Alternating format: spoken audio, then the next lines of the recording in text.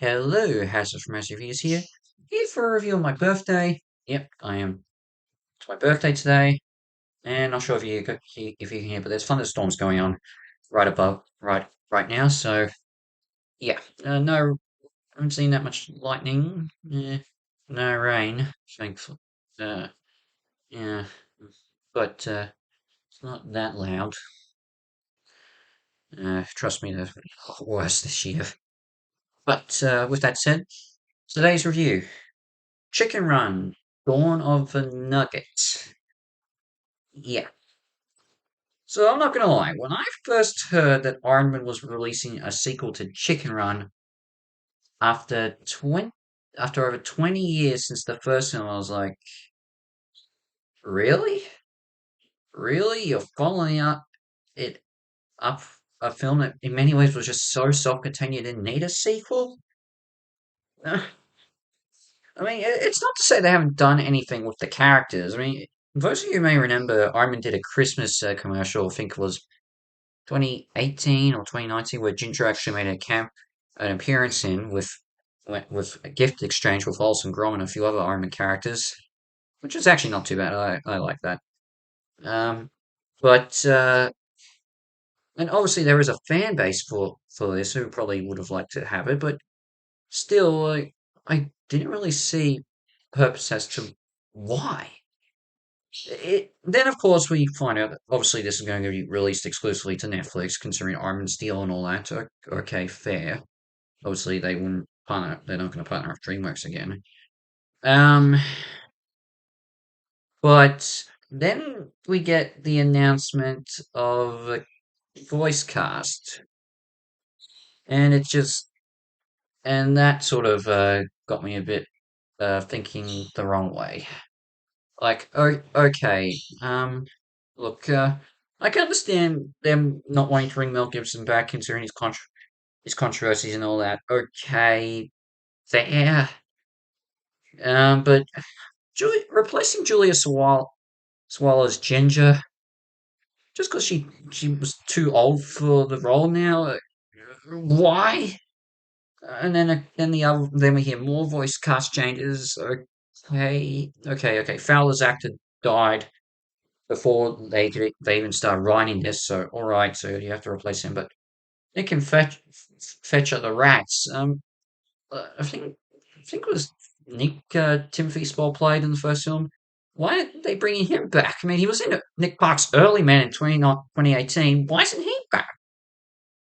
Especially since they announced all that the actors for Bunty, Babs, and Mac will return, along with a certain actor as well for the most iconic character I find in the film, but we'll get to her later.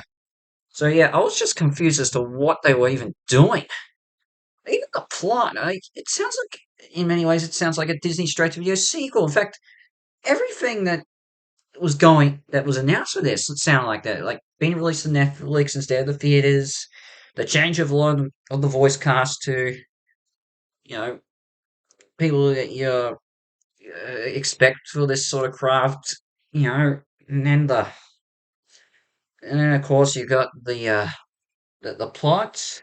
Just sound like a Disney straight-to-video film, a sequel from the late 90s, early 2000s.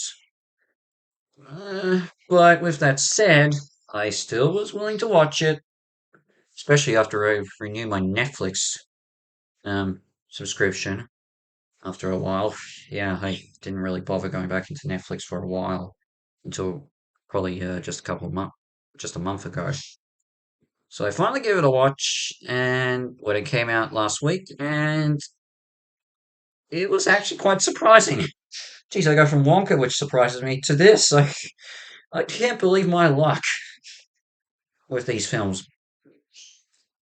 But with that said, I don't think it is as perfect of a film as the first film. I mean, the first Chicken Run was in many ways perfect, and this, while still good, does have its fair share of problems. But let's get off the story. This takes place starting off I think, a few months after the first film, where Rocky and Ginger have hatched a baby daughter named Molly. Molly grows up to be very similar to her mother used to be when she was a prisoner at Tweety's farm, and constantly tries to, you know, break free from their island paradise that they set up at the end of the first film. I will say this a bit about the island paradise later. It doesn't quite look the same as what it looked like at the end of the first film, or even or even from my view, the that Christmas commercial I was talking about before. But one day Molly does break free, and she's captured by a fa- a s- by a f- by a farmer, taking her to a scientific farm, which is b- which is being used to hypnotize chickens to turn them into chicken nuggets. So Rocky and Ginger must break into this new chicken farm to rescue their daughter and the other chickens being locked up in there with the help of Babs, Nick Fletcher, Mac, Bunty, and Fowler. So yeah, in many ways the plot does sound formulaic, but in many ways it actually does work. Like it's handled well compared to other films that used to do, like as I said, the straight to video Disney sequels. And what helps is actually I think the characters all pretty much act the same, and their the characterization is handled pretty well. All these characters, despite Rocky and Ginger having a few tweaks here to show that they're now parents and a bit more older and wiser and conservative, they do sort of work, and I'm kind of okay with that. A lot of the other characters are all the same, just a little bit less clueless at times, which I kind of like. Uh, Bunty is not as cynical. Again, makes sense. Fowler is a bit more senile than the first film. Like he does ramble a lot, like in the first film, but I don't see him as that bad. Well, now here comes the rain. But yeah, and Nick and Fletcher or Fletcher, whatever, they're still the same. I love them. I do like how they have a soft spot for Molly though. Yeah, so that's that. I love the set design for all the sets that they use that Aardman made for this film. They look really good, amazing. The CGI that they use at times, like it's obviously shot. The background is obviously green screen, but and blue screen, but they did a pretty good job with the CGI as well as implementing CGI chickens in certain scenes. They look fine. Harry Gregson Williams returns to do the soundtrack, and he does a great job remixing his old stuff and adding new stuff in it. Um, and I love Bella Ramsey as Molly. I mean, to be fair, I haven't seen her really that much since she was in the later seasons of Game of Thrones. Okay, I've seen a bit of her in The Last of Us, but not so much. And I don't know, maybe once or once I saw brief video of her in that Worst Witch remake. I never watched that show, but I did see a video of her performance in it in the early seasons of that. So yeah, but I thought she did a really good job as Molly. In fact, Molly might be one of my favorite characters in this. And then of course you all know that she's in it, Mrs. Tweedy. Man, was I impressed with how well they handled bringing her back. Jeez. She's still the sadistic woman from the first film, determined to kill chickens just to make large profits. This time wanting revenge after how they humiliated her in the first film. How crazy and more scary, just not really scary, but just insane. She gets up, she notices Ginger's back. And you could just tell Miranda Richardson is having a great time voicing her again. It is just great.